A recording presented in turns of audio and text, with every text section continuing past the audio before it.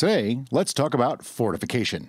Not that kind of fortification. No, we're talking about fortifying wine, mead, cider, and even beer. What exactly is fortification? Well, it's when you add a liquid to another liquid to fortify it or build it up. Usually, you're using a higher alcohol beverage adding to a lower alcohol beverage, and that can boost the ABV of the lower alcohol beverage, thereby fortifying it. Why would you fortify a wine, mead, cider, or beer? Well, good question. One reason is to raise the alcohol level. Just that simple. Say you have a 5% cider and you want it to be 8%. You can add some other alcohol to it and raise it up to 8%. That's one reason. Another is to prevent further fermentation. Let's say you have something that's only 10%, but your yeast can actually go to 14 or 15%. Well, if you add enough of another alcohol to raise it beyond what the yeast can ferment, it won't ferment anymore. And then, boom, you don't have to pasteurize, you don't have to use chemical stabilizers. Along the same lines as that is preservation. The higher the alcohol level, the longer something can, in theory, survive on the shelf. So by adding a distilled spirit to something, you, in theory, are giving it a longer shelf life via preservation. And yet, another way is just to add flavors and complexity. For instance, if you make, like, say, a red wine, and it just is missing a little something, you can add brandy to it, and that can change the flavor profile to make it something a little bit more interesting or a little bit more complex. Sometimes there's reasons to do that. What can you use for fortification? Now, this is a really good question. You can use almost anything for fortification. And now let me just clarify that for a minute. Let's say you have a 5% cider. You can fortify that with a 10% mead. Will you pass the yeast tolerance that way? Probably not, but you might make something really, really interesting that way. But also, let's say you had something that was 15% alcohol, but you know your yeast can go to, say, 18%. You can fortify that with, say, a vodka or Everclear, and you can push that past that 18% and still not have to use a lot of that spirit. So it's really what you're looking for, what you want to use. But the things that you can use most commonly are going to be vodka, Everclear, whiskey, gin, bourbon, things like that, brandy.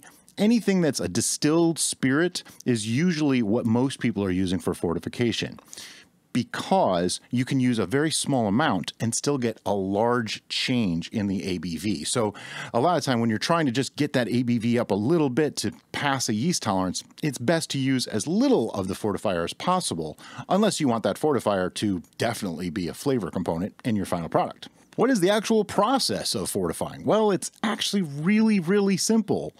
But you might want to take some measurements as you do it, because I'll get into the math in a little bit explaining how to calculate your new ABV and know if you're in the safe range for what you're looking to do. But to actually fortify, it's really easy. You have liquid A, which is your liquid to be fortified. You take liquid B, which is your fortifier liquid. You pour liquid B into liquid A to the right amount, and that's it. You fortified.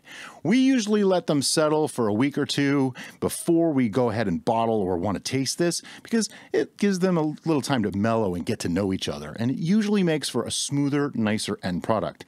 A little time in the bottle, like 6 months to a year, also helps in a lot of cases. And now, the moment you've been waiting for, the math on how to calculate what your new ABV is when you actually fortify. It's actually very simple. I'm going to work with ounces here, but it could be easily done with milliliters as well. It's more about parts. It really doesn't matter what the part is, so long as you have a consistent number of parts in each beverage. So first, I'm going to pull out the calculator the teacher said I would never have on me. It was in my pocket. Let's keep this simple. Let's say we have 100 ounces of a 10% mead, right? And we have a bottle of 60% rum. If I want to raise the ABV of that 10% mead, it's really simple. Let's say I want to add, say, 20 ounces of rum, which is actually quite a bit. Now that's 20% of your total volume going in as rum. It's a lot, but it's going to raise the ABV by quite a bit. You'll see in just a second. The easiest way to go about this is to use the part system. So we have 100 ounces or 100 parts of our mead, right? So 100 times 10. Easy math. This one's 1,000. So we have 1,000. Keep that number.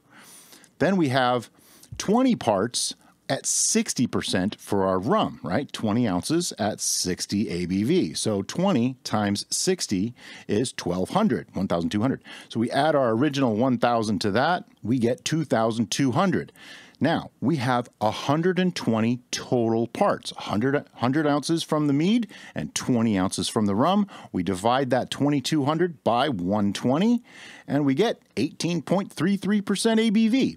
Now, it's pretty darn close to that, okay? As in anything, the more accurate your recording of your volumes are, and the more accurate the actual mead and the actual rum is in its ABV calculation, the more accurate your numbers will be. That's why I always give a little bit of fudge room. If I know I need it to be 15, I'll shoot for 17 or 18%, just to make sure those yeast can't keep going, if that's really what I'm after. If I'm just doing it for flavor, I don't even worry about it. I just do it till I like the way it tastes, and I'm not really all that concerned about the actual ABV calculation at all.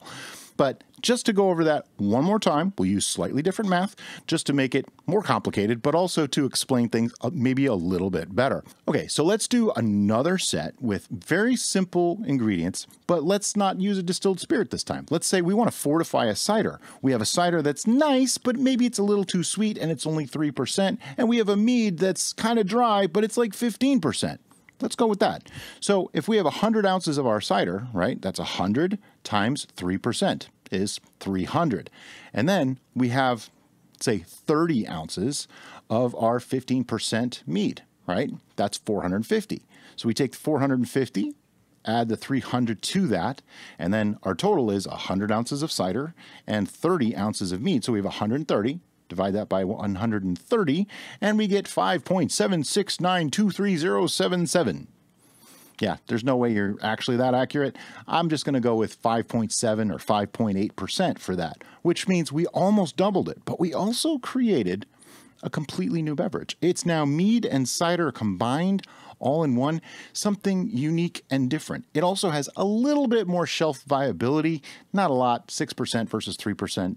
Doesn't really change it that much in all honesty, but it obviously made a change to the flavors in that brew.